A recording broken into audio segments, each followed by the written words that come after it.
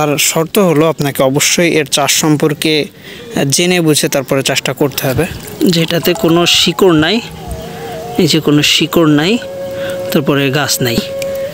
নতুন করে আবার কিছু চারা রোপণ করা হয়েছে। এই যে ওই যে ভিতরে আরও বেশ কিছু চারা আছে, ওই যে দেখা যাচ্ছে।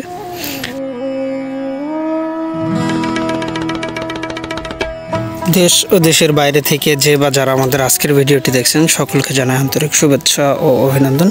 প্রিয় দর্শক, বর্তমান সময়টায় কচু চাষের জন্য অত্যন্ত উপযুক্ত একটা সময়, তবে তার শর্ত হলো আপনাকে অবশ্যই এর চাষ সম্পর্কে জেনে বুঝে তারপরে চাষটা করতে হবে। কারণ বর্তমানে বিভিন্ন প্রকার কচু চাষ হয়, তার ভিতরে যশোরের যে লতিরাজ কচুটা, এইটার চাষ সব থেকে বেশি। এই যে একটা জমি দেখতে পাচ্ছেন, এটাও কিন্তু যশোরের লতিরাজ।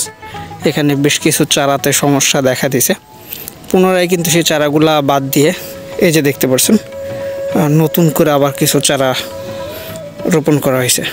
এই যে ওই যে ভিতরে আরও বেশ কিছু চারা আছে, ওই যে দেখা যাচ্ছে। তা এটা মূলত কোন ধরনের সমস্যা হয় আপনাদেরকে দেখাই।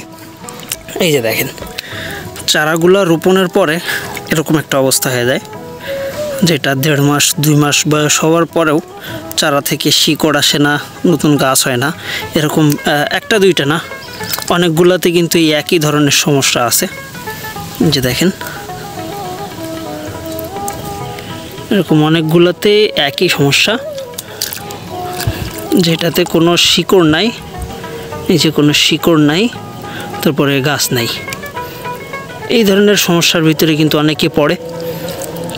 এই যে দেখেন, আমি সরাসরি একেবারেই মাঠ থেকে জমিটা আপনাদেরকে দেখানোর চেষ্টা করতেছি, কারণ এরকম সমস্যায় বিভিন্ন মানুষ পড়তে পারে। এই যে দেখেন, মূলত যে ভাইয়ের জমি, সে অনেক দিন ধরে বলতেছিল ভাই আমার গাছগুলো একটু দেখে যাবেন, সমস্যা হচ্ছে। তা আসলে আজকে সময় করে মূলত এখন আসা। এই যে দেখেন, একটা দুইটা না, এরকম অনেকগুলাই কিন্তু একই ধরনের সমস্যা, যেটা ভাইয়ের তথ্য মতে প্রায় 1.5 থেকে 2 মাস গাছগুলার বয়স, রোপণ করার বয়স। প্রত্যেকটা কচু গাছের গোড়ারই একই অবস্থা। এই যে দেখেন, প্রত্যেকটা কচু গাছের গোড়ারই একই অবস্থা। আর এই অবস্থার কারণেই কিন্তু আপনি কখনোই যদি এরকম সঠিকভাবে পরিচর্যা করতে না পারেন বা সঠিক জাতটা চিনতে না পারেন, তাহলে একটা ক্ষতির সম্মুখীনে পড়বেন। এই যে দেখেন, এগুলা কিন্তু আসলে কোন জাতের কচু আমি আসলে চেনা যাচ্ছে না। আর ভাইটা সংগ্রহ করছিল একটা জায়গা থেকে। এখন আমরা অনলাইনের মাধ্যমে এগুলা প্রচার না করি, যার জন্য আপনারা অবশ্যই চেষ্টা করবেন সুনামধন্য জায়গা থেকে দেখে শুনে তারপরে চারাগুলো সংগ্রহ করার। অবশ্যই যশোরের লতিরাজটাই আপনি যশোর থেকে নিচ্ছেন কিনা এটা দেখে শুনে তারপরে চারাগুলো সংগ্রহ করবেন। এই যে দেখেন, এগুলো কিন্তু একেবারে নষ্ট হয়ে গেছে, এগুলো থেকে গাছ হওয়ার কোনো চান্স নাই। দেখেন, অনেক সময় কেঁচো পোকার কারণে এই সমস্যাগুলো হয়ে থাকে, কিন্তু এটাতে আসলে কেঁচো পোকা লাগার জায়গা নেই, কারণ শিকড় ছাড়ে নাই, যার জন্য কেঁচো পোকার উপরও দোষটা দেওয়া যাচ্ছে না। এটা আসলে কচুর অন্য কোনো সমস্যা।